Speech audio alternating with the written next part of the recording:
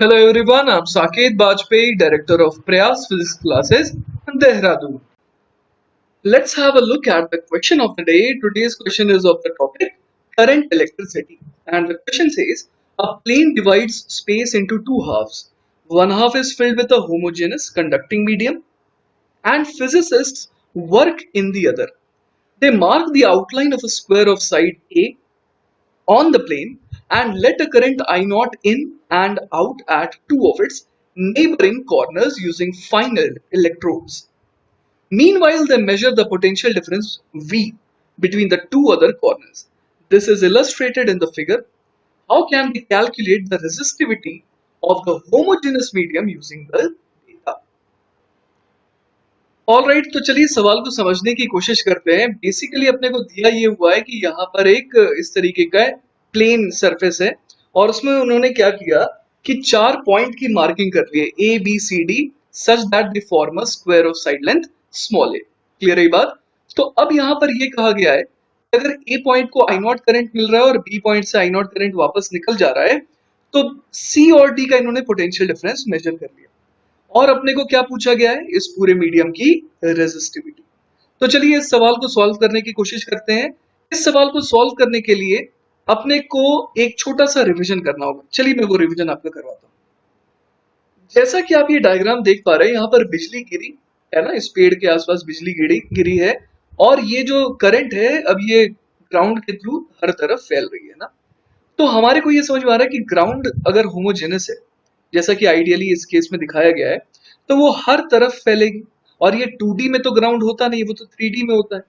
तो इसके लिए रेडियली डायरेक्शन जो है ना, वो सारे के सारे आर रेडियल डिस्टेंस पर फील्ड सेम तरीके से फैलेगी, है ना। ये जो करंट है ये सेम तरीके से फैलेगा।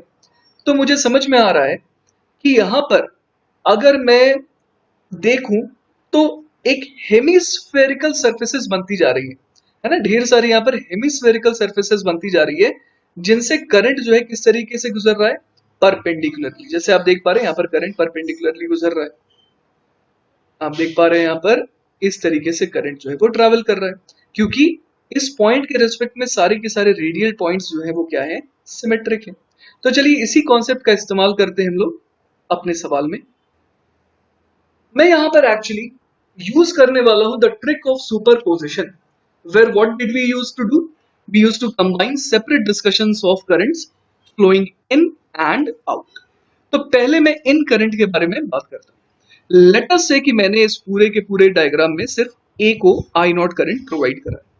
तो अब क्वाइट ऑब्वियस है कि जैसा पिछले केस में लाइटनिंग के केस में मैंने आपको दिखाया था, उसी तरीके से यहां पर भी क्या होगा, यहां पर भी जो है मुझे समझ में आ रहा है कि ए पॉइंट से अंदर की तरफ हेमिस्फेरिकल सरफेसेस बनती जाएंगी जिसके थ्रू ये करंट अब फ्लो करेगा। तो ए पॉइंट से अब करंट किधर को जा रही है, ए पॉइंट से जो है करंट आने के बाद now it is going to get distributed hemispherically symmetrically in the half space containing the matter that is at a distance smaller from point A।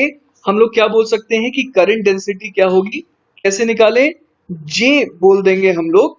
Current तो कितना पास करेगा, आई नॉट पास करेगा, जितना आया वही हर हेमिस्फेयर से गुजरेगा और उसको डिवाइड कितने से कर देंगे, 2 पाई स्मॉल आर स्क्वायर से, क्योंकि एक हेमिस्फेयर का जो कर्व्ड सरफेस एरिया होता है वो तो इतना ही होता है।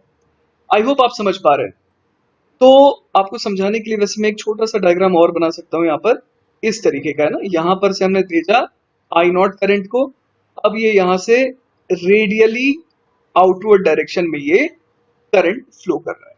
तो अगर आई नॉट करंट आया तो किसी भी अगर कर्व पार्ट में हम लोग देखें तो उसमें करंट कितना होगा, आई नॉट ही होगा, और एरिया जो होगा वो कितना होगा, ये चूंकि 3D में मैं नहीं दिखा रहा हूँ, ये 3D में है ना, तो 3D में अगर आप देखेंगे तो ये एरिया एक स्फेयर के सरफेस एरिया का आधा होता है, तो 2 पाई आर स्क्वायर हो जाएगा। करेक्ट है यहाँ तक? तो अब हमें ये समझ में आ रहा है कि करंट डेंसिटी जो है वो कितनी आ रही है, I naught upon 2 pi r square. आपको मैं एक और फॉर्मूला रिमाइंड कराता हूं, वो है E बराबर रो इंटू जे। तो यहां से मुझे इलेक्ट्रिक फील्ड मिल जाएगी और वो कितनी हो जाएगी, rho multiplied by I naught upon 2 pi r square. Clear है यहां तक? अगेन बच्चों मैं आपको याद दिला दूं कि हम लोग कौन सा केस अभी टैकल कर रहे हैं, जब सिर्फ हमने ए पॉइंट को करंट दिया है, सवाल का भी हम लोग पहला पार्ट ही सॉल्व कर रहे हैं, ठीक है। तो अभी हम लोग देख पा रहे हैं कि इलेक्ट्रिक फील्ड जो है वो कैसी आ रही है, 1/r² के प्रोपोर्शनल। ऐसा और भी कब आता था? ऐसा आता था जब हम लोग के पास एक पॉइंट चार्ज होता था, तो आपको याद होगा कि इलेक्ट्रिक फील्ड आती थी KQ/r² जैसी, और उस केस में पोटेंशियल क्या हो जाता था, KQ/r। तो लाइकवाइज मैं देख रहा हूं कि इस बार इलेक्ट्रिक फील्ड ρI0/2π/r²। तो इस बार पोटेंशियल कितना हो जाएगा इसी कंपैरिजन के हिसाब से? अगर मैं इसी कंपैरिजन के हिसाब से चलूं तो V कितना आ जाना चाहिए, ρI0/2π/r। समझ पा रहे हैं बात? मैंने पूरी कैलकुलेशन को अवॉइड कर दिया यूजिंग एन एनालॉजी। ऑलराइट, तो मैं आपको रिवाइज करा दूं। इस केस में हम लोगों ने क्या किया? इस केस में हम लोगों ने देखा कि करंट I0 जो है वो ए पर एंटर करी, और उसके बाद क्या हुआ उसके साथ, वो इनफाइनाइटली दूर पॉइंट्स तक फैलती चली गई। तो इस केस में हम लोगों ने क्या देखा कि ए पॉइंट से अगर हम लोग किसी स्मॉलर रेडियल डिस्टेंस दूर वाले पॉइंट को देख रहे हैं, तो वहां पर का पोटेंशियल कितना हो जाएगा, वो हो जाएगा ρI0/2π/स्मॉलर। समझ पा रहे हैं? अगर रेडियल डिस्टेंस r हो तो पोटेंशियल इतना आएगा। तो इस हिसाब से जरा आप मुझे बता दिए कि D का पोटेंशियल कितना हो जाएगा। पोटेंशियल एट D हो जाएगा ρI0/2π/a, क्योंकि रेडियल डिस्टेंस A पॉइंट से D की A है। इसी तरीके से VC कितना आ जाएगा, C पॉइंट का पोटेंशियल, वो हो जाना चाहिए ρI0/2π, अब डिस्टेंस कितनी हो गई, AC के बराबर, और AC कितना है, √2 है। तो VD इतना आ गया और VC इतना आ गया हमारे पास। तो इस हिसाब से मैं देख पा रहा हूं कि ये जो D पॉइंट है उसका पोटेंशियल ज्यादा है as compare to C point. तो VD माइनस VC कितना आ जा रहा है, VD माइनस VC दिख रहा है मुझे कि आ जाएगा ρI0/2π/a, तक तो कॉमन लिया जा सकता है, मल्टीप्लाइड बाय 1 माइनस 1/√। सही है यहां तक? तो ये मुझे क्या मिला, potential difference between D and C, लेकिन कब, जब मैंने सिर्फ करंट किसे दिया, A पॉइंट को। अब इसी का दूसरा पार्ट करने की कोशिश करते हैं, और एंड में हम लोग पहले और दूसरे पार्ट को मर्ज कर देंगे ताकि हमारा सवाल वापस से रिकवर हो जाए और उसका सॉल्यूशन किया जाए। देखिए, अब सवाल के दूसरे पार्ट में आते हैं, मतलब सवाल सॉल्व करने के लिए जो दूसरे पार्ट की रिक्वायरमेंट है उसमें आते हैं कि मैंने बी पॉइंट से बस क्या किया, I0 करंट में खींच रहा हूं यहां से। तो अब हर जगह से करंट जो है इसकी तरफ आ रहा है, इन्फिनिटी से दौड़ते दौड़ते करंट आ रहा है इसकी तरफ। तो किस तरीके से आ रहा होगा, फिर से सिमेट्रिक तरीके से आ रहा होगा और हेमिस्फेरिकली सिमेट्रिकली तरीके से आ रहा होगा। तो अब मुझे समझ में आ रहा है कि डिट्टो वही सारी बातों को रिपीट अगर कर दें, तो बी पॉइंट से किसी स्मॉलर रेडियल डिस्टेंस अगर दूर जाएंगे तो वहां का पोटेंशियल हम लोग अब निकाल सकते हैं। फर्क क्या आ जाएगा, पहले क्या होता था कि ए पॉइंट बिहेव करता था एक, जैसे कि एक पॉजिटिव चार्ज है यहाँ पर, बी पॉइंट अब बिहेव करेगा एज इफ कि यहाँ पर एक नेगेटिव चार्ज है। तो पहले ए पॉइंट से किसी आर डिस्टेंस दूर पर पोटेंशियल आता था KQ/r, मतलब कि KQ का मतलब क्या हो गया, ρI0। आपको याद होगा जो हम लोगों ने रिजेम्बलेंस निकाला था अभी, ρI0/2π वाला, है ना। जहां पर हम लोग KQ को किसके इक्विवेलेंट मान रहे हैं, ρI0/2π के, है ना। तो हम लोग देख पा रहे हैं कि ए पॉइंट ठीक उसी तरीके से बिहेव कर रहा था एज इफ कि यहाँ पर पॉजिटिव क्यू चार्ज है, तो बी पॉइंट कैसे बिहेव करेगा, एज इफ कि यहाँ पर एक नेगेटिव क्यू चार्ज है। तो हम लोग उसी हिसाब से अब अलग अलग पॉइंट्स का पोटेंशियल निकाल सकते हैं। तो चलिए हम लोग बी पॉइंट पे minus Q, where minus Q जो है वो हम लोग समझ रहे हैं कि वो एक बस एनालॉजी है, एक एनालॉजी है ना। तो उसके एनालोगस क्या हो गया, KQ बराबर ρI0/2π हो गया। तो बी पॉइंट से किसी आर रेडियल डिस्टेंस दूर पर पोटेंशियल क्या आ जाना चाहिए इस बार, माइनस ρI0/2πr। समझ पा रहे हैं आप बात? तो अगर मैं अब देखूं कि सी पॉइंट का पोटेंशियल कितना हो जाएगा, है ना, तो चलिए सी पॉइंट का पोटेंशियल फिर से निकालने की कोशिश करते हैं। कितना आ जाएगा सी पॉइंट का पोटेंशियल, VC बराबर हो जाएगा माइनस ρI0/2πa, और VD कितना आ जाएगा, वो हो जाएगा माइनस ρI0/2√2πa। आप समझ रहे हैं कि बी से डी की दूरी तो कितनी है, √2a है।